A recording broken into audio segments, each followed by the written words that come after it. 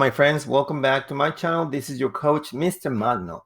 Let's do this now. We're going to multiply decimals and times decimals and fractions times fractions.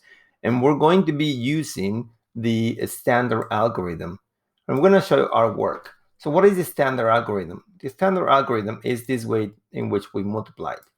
And the only difference is here is that we're using what we call units, okay?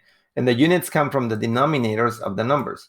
That's 32 tenths right there and 6 tenths right here. When you multiply times tenths, that equals hundreds, which is the number that we have now here as the answer. All right, so let's do this. Let's do the same thing that we just reviewed. This is also the horizontal way to use the standard algorithm. All right, step number one, we have two decimal numbers. And what you need to notice first is that this one has hundredths. That means two spaces to the right of the decimal number. And this one only has one.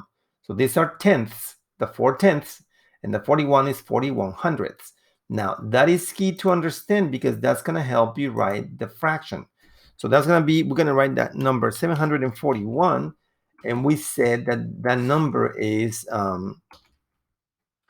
hundredths, right? Because it has two digits to the right of the decimal number. Now, this is going to be multiplied. And let me, okay, there is my multiplication symbol. And again, 3.4 should be written as 34. And because the 4 is the 10th, then we write tenths. Okay, that is part one. We have to convert those two. Now, when we solve this problem, the denominator has to be 10. Let me do this with a markup box. It's going to be 100 times 10 equals 1,000. So that will be your answer here on the numerator. Okay. So what I'm going to do to get on the denominator, we're going to use the standard algorithm.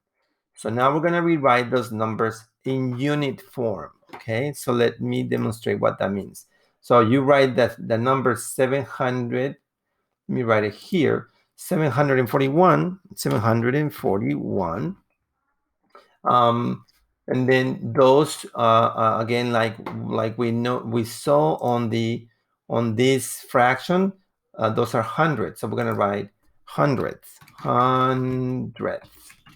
Okay, and 34 tenths, we're gonna write it that way. So times 34 tenths. 34.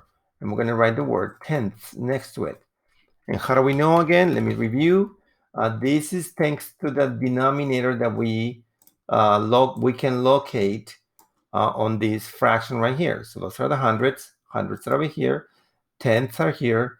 Tenths are over here with the word. That's what we call the unit. All right, so let's put the equal sign. The equal sign is this line. And we're going to do the multiplication. So what is 3 times, let me see, is that black? Let me check. 4 times 1 equals 4. Okay. 4 times 4 equals 16. And we carry 1 over. And 4 times 7 equals 28. Plus 1 equals 29. So this is going to be 2,964. Okay. All right. Now we're going to multiply the denominator, the tenths. So the tenths is 3. That's 3 tenths. So we have to write a 0 to make sure that becomes a 30 because that's 3 tenths. All right, let's now do the multiplication. 3 times 1 equals 3. 3 times 4 equals 12.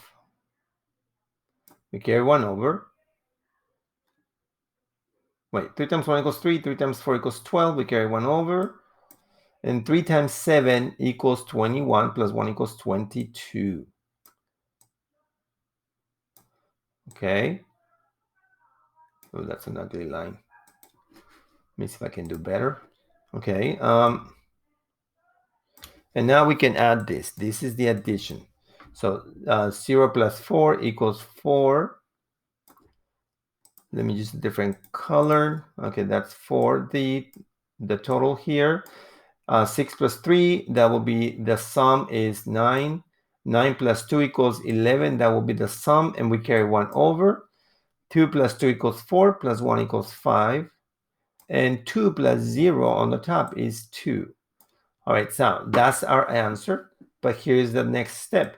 We got to multiply hundredths times tenths, and the answer should be over here. See that right there? That helps us know that the answer has to be thousandths. So we're gonna write it down, thousandths, okay, with the th at the end, and that's gonna be the answer here. Now since we know the answer for this multiplication, let me use a different color. So the answer for this multiplication has to be the same answer that goes up here on the numerator. So now we're gonna write it in it. So 225,194. Okay, now that's 25,194. How do we write the decimal now? Okay, so here is the key. When you're gonna write the decimal, you look at your denominator and you see how many zeros you have. In this case, we have 3. That means there has to be 3 digits to the right of the decimal point. So now let me show you that. So we're going to write the answer 25,194,000. Okay.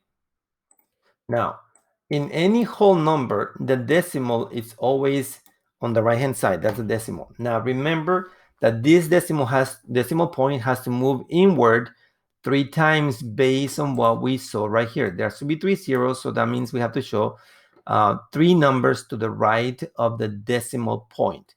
So that's exactly what I'm going to do. I'm going to erase it to make it walk inside. 1, 2, 3. That's where your decimal point should be. And now that represents 25 and 194 thousandths.